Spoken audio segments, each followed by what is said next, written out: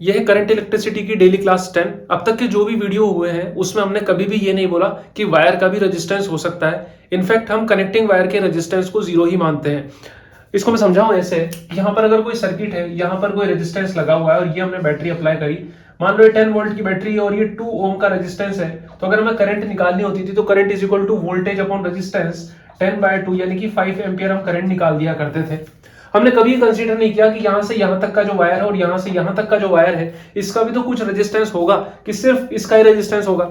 लेकिन हम मान के चलते थे कि क्योंकि कॉपर है और कॉपर का रेजिस्टेंस बहुत कम होता है इसलिए। लेकिन अब ऐसे भी कुछ क्वेश्चन हमें करने होंगे जिसमें आपको वायर के रेजिस्टेंस को कंसीडर करना है। अब आप बोलोगे कि आपको कैसे पता लगेगा कि हमें वायर के रेजिस्टेंस को कंसीडर करना है या नहीं करना है। तो क्वेश्चन की लैंग्वेज ही कुछ ऐसी होगी, ध्यान से सुनना। आपको क्वेश्चन की लैंग्वेज में दिया होगा कि a wire of length L and resistance R। इस तरीके से कुछ दिया होगा कि एक वायर है जिसकी लेंथ L है, उसका रेजिस्टेंस R है, उसको आपने कट किया, कट करके ऐसा किया वैसा किया तो फाइनल रेजिस्टेंस निकालो। क्या बोल रहा हूं मैं, सुनना ध्यान से। A wire of uniform cross section area A ले लो आप, and length L is having नहीं, सिंपल लगा देते हैं, is having resistance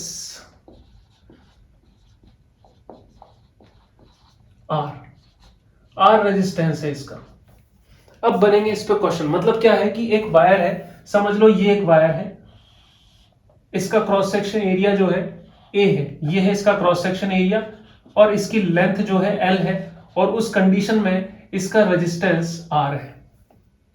अब हमें पता है कि जो रेजिस्टेंस होता है वो R equals to rho L by A होता है, जहां पर ये जो रो है ये क्या है, रेजिस्टिविटी,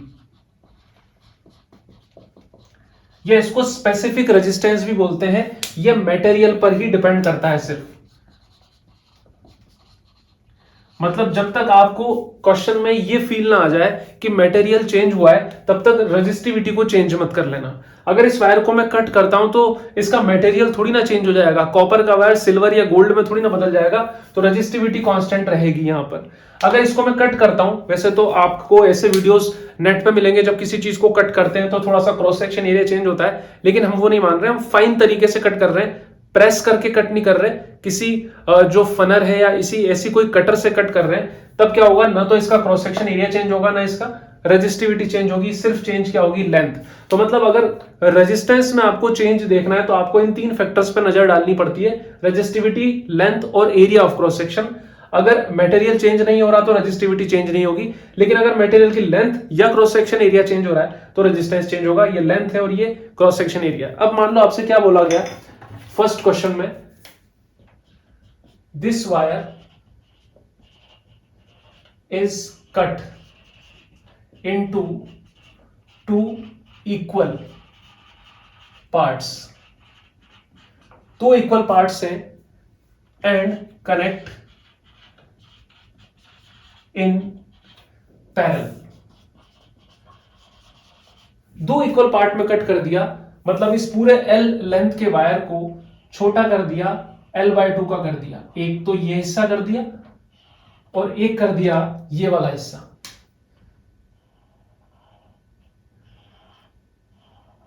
ऐसे इस तरीके से कर दिया, तो मतलब इसकी लेंथ हो गई L/2, लेकिन एरिया बढ़ गया। अब इसका जो एरिया हो गया, ऊपर वाले का एरिया A, इधर वाले का भी एरिया है, पूरा क्रॉस सेक्शन एरिया 2A हो गया।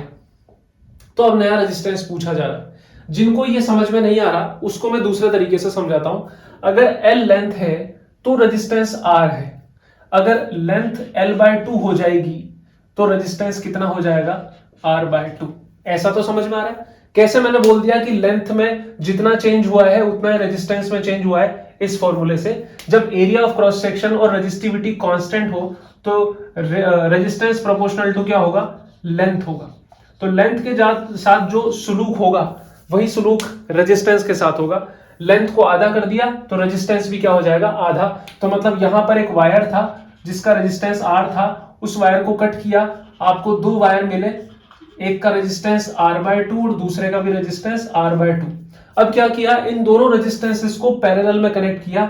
ये देखो R/2 का रेजिस्टेंस और ये दूसरा भी R/2 का। इन दोनों को जब पैरेलल में कनेक्ट करोगे तो क्या होगा, पैरेलल में कनेक्ट करने के बाद जब पैरेलल में कनेक्ट करते हैं वो भी आइडेंटिकल होते हैं, तो जितने नंबर ऑफ रेजिस्टेंसेस उसका डिवाइड लग जाता है टोटल में।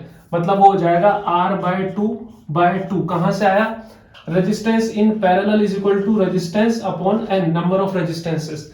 तो R इक्विवेलेंट इक्वल्स टू क्या हो जाएगा, R/4। अगर ये चीज समझ में नहीं आए तो पुराने वीडियोस देख लेना आप अच्छे से, उसमें मैंने बताया हुआ है। या ऐसा समझ लो कि resistance in parallel, R parallel होता है 1/R1 प्लस 1/R2, उसको करके ही मैंने निकाला है R/4 ओम, आंसर आ जाएगा। चलो बढ़ते हैं आगे और भी क्वेश्चंस की तरफ। सेकेंड क्वेश्चन ये दे रखा है, अगेन वायर को कट किया, मैं छोटा छोटा ही लिख रहा हूं, वायर को कट किया और एक ट्राइंगल की शेप में कनेक्ट कर दिया। वायर को इक्वली कट किया। देखो किसी वायर को जब इक्वली कट करोगे तो कितने पार्ट होंगे एक जैसे, L/3, L/3 और L/3 के 3 पार्ट होंगे। हर पार्ट का रेजिस्टेंस उसकी लेंथ के अकॉर्डिंग होगा, R/3, R/3 और R/3। मतलब क्या किया, यहां पर मैंने 3 रेजिस्टेंसेस लिए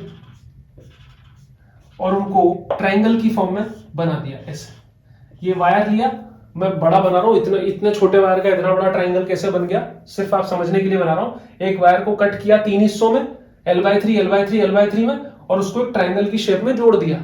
आपको रेजिस्टेंस पूछा जा रहा है। अब आप ये मत सोचना मुझे कैसे पता पड़ा, इधर का रेजिस्टेंस पूछा जा रहा है, इधर का निकालोगे तब भी वही बात रहेगी, कोई फर्क नहीं पड़ता, क्योंकि इस ब्रांच का रेजिस्टेंस है R/3, इस ब्रांच का रेजिस्टेंस है R/3 और इस ब्रांच का रेजिस्टेंस है R/3। आपको इन दोनों पॉइंट के बीच में रेजिस्टेंस चाहिए।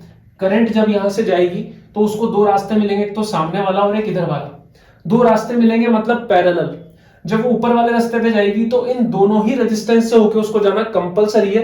मतलब यहां से यहां तक एक ही रास्ता है, मतलब ये वाला R/3 और ये वाला R/3 सीरीज में है, तो ये सिंपली ऐड होगा, R/3 प्लस R/3 2R/3 हो जाएगा। और नीचे वाला जो है R/3 इनके साथ पैरेलल में होगा।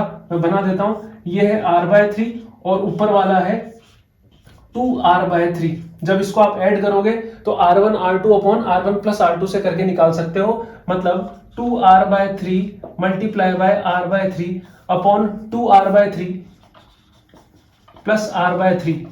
तो ये कैसा हो गया, ये ऊपर हो गया 2R² 9 अपॉन 2R/3 और R/3 3R/3। तो यहां से ये कट हो गया, इससे ये कट हो गया, 2R/9 आ जाएगा। इससे करके निकालोगे, ये भी है R/3 का, ये भी है R/3 का और ये भी है R/3 का। जब करंट यहां से जाएगी तो उसको फिर से दो रास्ते मिलेंगे, सेम यही आंसर आएगा। आई होप समझ में आ रहा होगा। एक और क्वेश्चन लेते हैं इस पे बेस्ड। थर्ड क्वेश्चन हम लेते हैं जिसमें इस वायर को 4 इक्वल पार्ट में काटा और उनको एक स्क्वायर शेप में कनेक्ट कर दिया। बिल्कुल कनेक्ट किया जा सकता है। ये वायर एक L साइज का वायर था, इसको कनेक्ट किया है पैरेलल, मतलब एक स्क्वायर की फॉर्म में। मान लो A और B के बीच का आपको रेजिस्टेंस निकालना है, ये आपको देखना पड़ेगा, स्क्वायर वाले में देखना पड़ेगा रेजिस्टेंस किसके बीच का निकालना है। मान लो A B C और ये D की मैं बात कर रहा हूं। तो अगर आपको RAB फाइंड करना है तो कुछ अलग आएगा, RAC फाइंड करना है तो कुछ अलग आएगा। चलो देखते हैं। जब इस वायर को इक्वली डिवाइड करोगे 4 हिस्सों में तो हर हिस्से की लेंथ कितनी होगी, L/4, और उस वजह से हर हिस्से का रेजिस्टेंस कितना होगा, R/4। ये भी R/4 का है, सारे हिस्सों का रेजिस्टेंस R/4 है। जब आप RAB फाइंड करने वाले हो तब आपने यहां पर ऐसे बैटरी कनेक्ट करी, यहां से ऐसे करंट जाएगी, तो करंट को दो रास्ते मिलेंगे, एक रास्ता तो ये वाला है और एक रास्ता ऊपर वाला है। जब वो ऊपर वाले रास्ते पे जाएगी तो उसको तीनों रेजिस्टेंसेस से घूम के जाना ही जाना है। मतलब ये ऊपर वाले तीनों रेजिस्टेंस कैसे हैं, सीरीज में है। जब सीरीज में है तो सिंपली ऐड होता है, एक का है R/4 तो ऊपर वाले का रेजिस्टेंस कितना हो जाएगा, 3 × R/4 और नीचे वाले का क्या है, R/4। और ये हो गया पैरेलल में R1 R2 upon R1 plus R2, मतलब 3R/4 multiply by R/4 upon 3R/4 plus R/4 ऊपर बनेगा 3r² / 16 अपॉन नीचे बनेगा 4r/4। इससे कट गया, ऊपर बचेगा 3r/16 ओम। तो RAB का आंसर 3r/16 आएगा। अब अगर आपसे पूछा जाए कि RAC कैसे निकालेंगे, मतलब देखो ये टफ नहीं था, अभी तक तो लग रहा था कट कैसे करेंगे। कट करने के बाद अब लॉजिक दूसरी जगह लगने लगे, तो आपको अपनी सोच वाइड करनी ही पड़ेगी पढ़ते टाइम। कुछ भी पूछा जा सकता है, यह है A, यह है B, यह है C और ये D। अब आपसे पूछा जा रहा है RAC, तो RAC मतलब आपने बैटरी यहां लगाई इस तरीके से। इस तरीके से जब आप बैटरी लगाओगे, करंट गई, करंट के बाद एक रास्ता ये और एक रास्ता ये, दोनों ही रास्ते आपस में पैरेलल में है। इस रास्ते पे गई तो यहां से गुजरना जरूरी है, और इस रास्ते पे गई तो यहां से गुजरना जरूरी है। मतलब ये दोनों सीरीज में, ये दोनों सीरीज में किसके साथ? इन दोनों के साथ।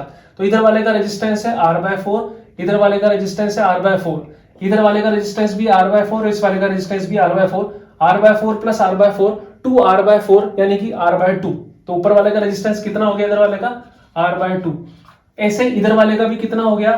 R/2। दोनों को लगा दिया पैरेलल में, R/2/2 R/4। तो कितना अंतर आ गया? ये आया है RAC। आई होप आपको ये वीडियो समझ में आया होगा, और आप सब्सक्राइब जरूर करिए चैनल को, लाइक जरूर करिए और शेयर किया कीजिए अपने दोस्तों के साथ। अगर आप चाहते हैं, कुछ ऐसे हैं जो अफोर्ड नहीं कर पाते महंगी कोचिंग्स को, तो ऐसे वीडियोस में डालता रहूंगा और उनकी प्रिपरेशन अच्छे से होती रहेगी। Thanks for watching.